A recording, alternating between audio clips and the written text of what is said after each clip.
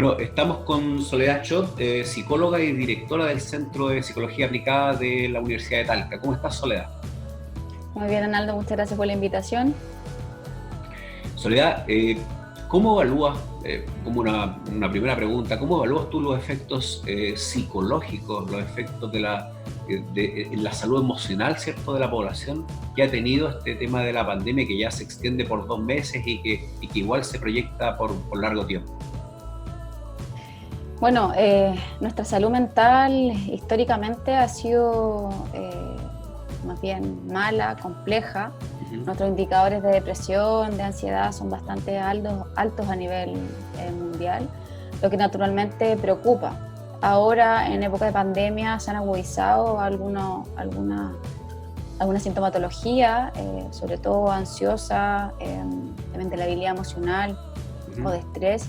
Y yo diría que ahí hay tres grandes grupos que son de riesgo. Uno que somos las mujeres, que tenemos mucha sobrecarga, sobre todo doméstica, a pesar de la corresponsabilidad que debería existir. Sí, sí. Los ancianos y los niños, ¿ya? Es decir, aquí los adultos mayores y los niños también son grupos de riesgo por la violencia a la cual han estado expuestos. Además, el tema de la incertidumbre, es decir, no sabemos lo que nos va a ocurrir, lo que ocurre, ¿no es cierto? Cómo sigue el futuro, y eso naturalmente también genera muchísima ansiedad, muchísima preocupación.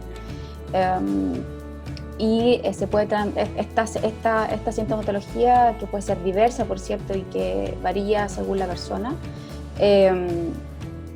se puede manifestar a corto plazo con ciertas cosas como, por ejemplo, que nos cuesten dormir, que uno se sienta a veces como con taquicardia, que le cueste pensar, Claro. todo ese tipo de cosas o sintomatologías en estos momentos son normales. Para la larga, la salud mental a mí me preocupa mucho, porque efectivamente, si bien ahora estamos preocupados de la salud física, a largo plazo puede producir cuadros más complejos, estrés traumático, depresiones severas, angustia, y eso es muy preocupante. Claro, claro. Soledad, y ahora justamente, ¿cuáles serían las recomendaciones que tú podrías darle a la comunidad, ¿cierto? Porque, como bien lo decías, o sea, hay grupos que son, digamos, los más expuestos, mujeres, ¿cierto? Por la responsabilidad que significa, el tema también, bueno, de los adultos mayores, que se ha conversado bastante, el tema de los adolescentes y, disculpa, y el tema, en este caso, ¿cierto?, dentro del ámbito laboral. Ok, hay algunas cosas que yo creo que son súper importantes, que a veces que son como quizás algunos tips que suenan así como a veces como de perogrullo, que Sí, son sí. importantes que consideremos. Tener cierta certeza de nuestro día a día es muy importante. En ese sentido, tener la sensación de que hay algo de nuestra vitalidad que podamos controlar, mejora nuestra sensación de tranquilidad, ¿ya? ¿Qué es lo que quiero decir? Por ejemplo, si yo estoy en casa, estoy haciendo una cuarentena, estoy con mi familia, tener cierta organización, cierta planificación, ciertos rituales, rutinas, levantarme a cierta hora, no trabajar en pijama, ¿ya? Que los niños se vistan también si tengo familia, tomar desayuno, marcar horarios en los cuales yo voy a trabajar, en los cuales yo voy a hacer trabajo, en los cuales yo me voy a dedicar a las labores domésticas, ¿ya? Es decir, tener cierta rutina que yo pueda ir repitiendo día a día. Esas cosas nosotros las podemos controlar, ¿ya? Y eso naturalmente hace que uno baje la ansiedad. Perfecto. Intentar también, algo que es súper importante, hacer alguna actividad física. Hoy en día en línea hay un montón de ofertas, ¿ya?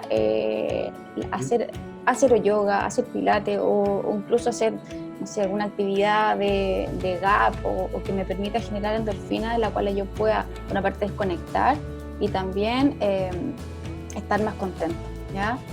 Perfecto. Y otra cosa que es súper importante es tener tiempo personal, que a veces es súper difícil, sobre todo aquellas mamás que tenemos niños pequeños, los cuales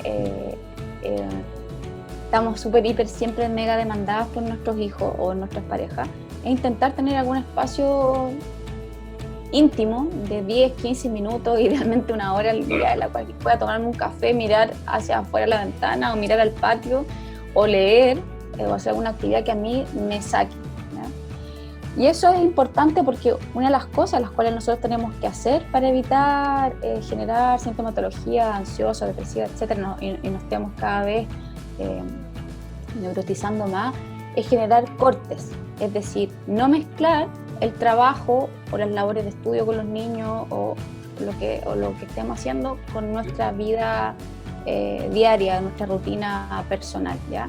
Perfecto. Ahora, claro, esto es un ideal, ¿no es cierto?, que tenemos espacios más o menos grandes, no obstante hay familias que conviven hoy en día en espacios muy pequeños, Claro.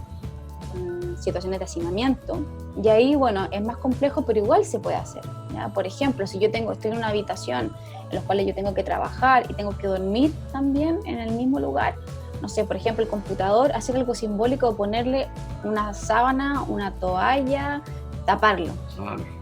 Ese tipo de cosas son muy importantes. Como el corte, ¿no es cierto? Esto como de, oye, ahora me voy a dedicar a estar con mi familia, ahora me voy a dedicar y no estar con la tentación, ¿no es cierto?, de que tengo el computador y me mandaron un mail, Claro. ok, de contestarlo, sino que hacer un corte. Otra cosa muy importante, es que yo lo he dicho mucho estos últimos días, es que la distancia física o la distancia social no es distancia emocional. Es importante compartir lo que nos pasa, ¿ya? Conversar con la familia, conversar con los amigos y aprovechar la tecnología que hoy día tenemos para poder hacerlo, ¿ya? Está Zoom, Webex, no sé, un montón de plataformas que a mí me permiten, claro, mismo WhatsApp, poder estar más cerca de las personas que quiero.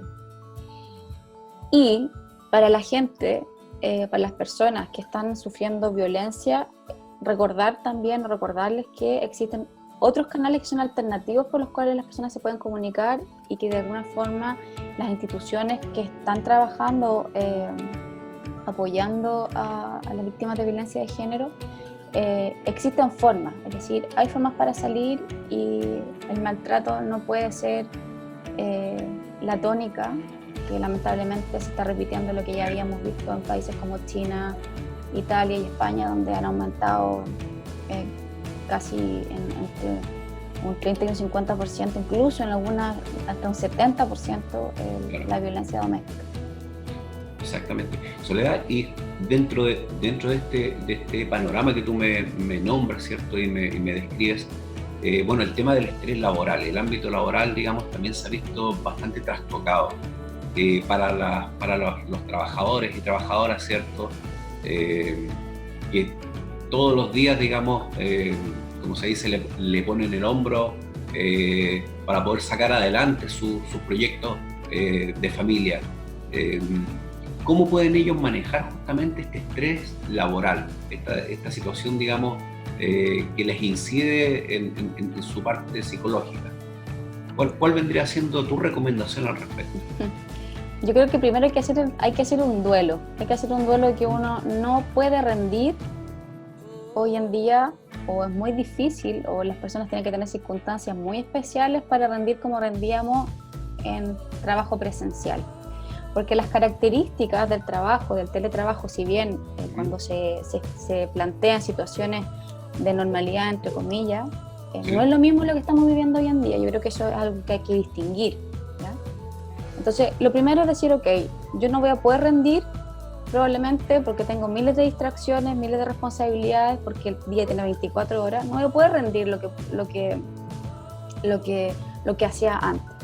Sin embargo, también hay ciertos tips o trucos que podemos utilizar. Por ejemplo, el organizar el trabajo, es decir, yo me propongo como meta diaria hacer 3 o 4 cosas.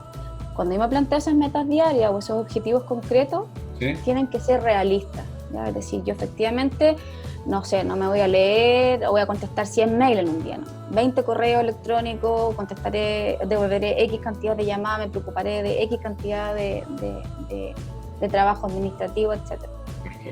Y si no consigo hacerlo, reorganizar mi tiempo, ¿ya? Pero una cosa importante es dejar cierto espacio cognitivo para la incidencia o para lo que no tenemos planificado, porque eso ocupa mucho tiempo. Eso es lo que se llama la teoría de la planificación de la intención, es decir, que yo con antelación en mi día me organizo y digo, ya, ok, hoy día voy en la mañana, después de tomar desayuno, de que me duche, voy a trabajar con mi hijo, por ejemplo, 1 hora, luego voy a contestar correo electrónico otra hora, la que yo alcance, luego de eso voy a hacer lo que me pida mi jefe, etc. Y en ese sentido es muy importante ser flexible. No todos lo somos, pero hay que aprender de poquito, ¿ya? Y yo diría que hay otra cosa que tiene que ser que aquí es muy importante, las jefaturas. Aquí las jefaturas cumplen un rol fundamental en la salud mental de sus trabajadores. Las jefaturas tienen que ser comprensivas y tienen que entender la situación en la cual estamos, ¿ya? No es lo mismo una familia monoparental con una mamá que tiene 2 niños, que está sola, que tiene que trabajar, hacer las tareas con los niños, cocinar, etc. Más una familia, ¿no es cierto?, que está un papá en la cual también puede apoyar tener la corresponsabilidad de las labores domésticas y de la crianza, ¿ya? Entonces yo creo que hay que ir viendo como caso a caso. Y eso a veces es difícil porque no hemos encontrado la realidad donde las jefaturas quieren que las personas rindamos lo mismo que hacíamos antes y que estemos desde las 8:30 hasta las 6 de la tarde pegados a la pantalla. Hay otro tema, hay otro elemento que es muy importante, es que estar frente a la pantalla, ¿ya?, requiere muchísimo más concentración y muchísimo más elementos cognitivos y psicológicos. Entonces por eso cansa muchísimo más, porque yo tengo que estar muchísimo más pendiente. Cuando yo estoy interactuando, uno puede desplazar la atención, ¿ya? Porque hablo con una persona, hablo con otra, se disipa. En cambio, cuando yo estoy con la pantalla, estoy 100% frente a un interlocutor o a un público o la persona que tenga enfrente, y eso hace que yo no me pueda distraer, porque si yo me distraigo se nota. No, lógicamente. Soledad, y bueno, y como directora del CEPA, ¿cierto?, del Centro de Psicología Aplicada de la Universidad de Talca, justamente ustedes han trabajado y vienen trabajando desde hace mucho tiempo lo que es, en este caso, la salud, ¿cierto?, emocional de la población. ¿Cómo han abordado este tema ustedes? El tema de lo que está pasando con la pandemia y de todo lo que se ha generado y lo que hemos conversado. Bueno, la verdad que nosotros nos sentimos súper orgullosos de lo que hemos estado haciendo hace mucho tiempo atrás con el centro, con el CEPA. Bueno, cuando ocurrió la pandemia, lo primero que hicimos fue elaborar protocolo de atención online. A las 3 semanas, más o menos entre 2 y 3 semanas, pudimos retomar la atención de nuestros pacientes. Hoy en día tenemos casi el 99% de atención online con protocolos establecidos, ya sea por video, llamada, por distintos canales, que tiene que ver un poco con la capacidad y también con la educación tecnológica que tengan nuestros pacientes, porque naturalmente no es lo mismo un joven que un abuelito. Eso por una parte, estamos atendiendo. De hecho tenemos nuestra lista de espera abierta, abrimos 9 cupos a la población. Estamos haciendo también algo que ha sido muy enriquecedor y que hemos tenido una alta demanda, que son grupos de contención. Hemos abierto grupos de contención abiertos a la comunidad, los cuales son entre 9 y 12 personas a cargo de 2 psicólogos, que no es terapia, es básicamente conversar acerca de lo que está ocurriendo, entregar unas herramientas prácticas para poder tener un mejor día a día. Ahora, y la otra... Sí, disculpa, Soledad. Y ahora para poder colocarse, en este caso, o sea, para poder contactarse con ustedes, ¿hay algún número, algún correo? Cuéntenos. Sí, bueno, en nuestras redes sociales, en cepa@utalca.cl, o en nuestro mail en recepción@utalca.cl, se pueden inscribir. Ya, pues nos pueden seguir en Instagram o en Twitter y en Facebook, ¿ya? También puede ser en cepa@utalca o en la Facultad de Psicología utalca.cl. Y tenemos unos foros que la temática que tenemos ahora es justamente conciliación trabajo-familia a través de la plataforma Psiconetwork, que dice una alianza estratégica con una comunidad de psicólogos que es súper buena a nivel internacional. Y ellos nos prestaron el soporte técnico para poder hacer estos foros, y hemos tenido distintas temáticas. Hemos trabajado temática adulto mayor, estrés, ahora estamos pues con conciliación trabajo-familia, y la semana que viene vamos a trabajar violencia. Todos son gratuitos. están a cargo nuestros psicólogos y la verdad que bueno, aprovecho a hacer una invitación a la comunidad de que se puedan inscribir en esta iniciativa que nos ayudan de mejor forma a poder sobrellevar esta pandemia, esta situación de salud que llevamos hoy en día en nuestro país.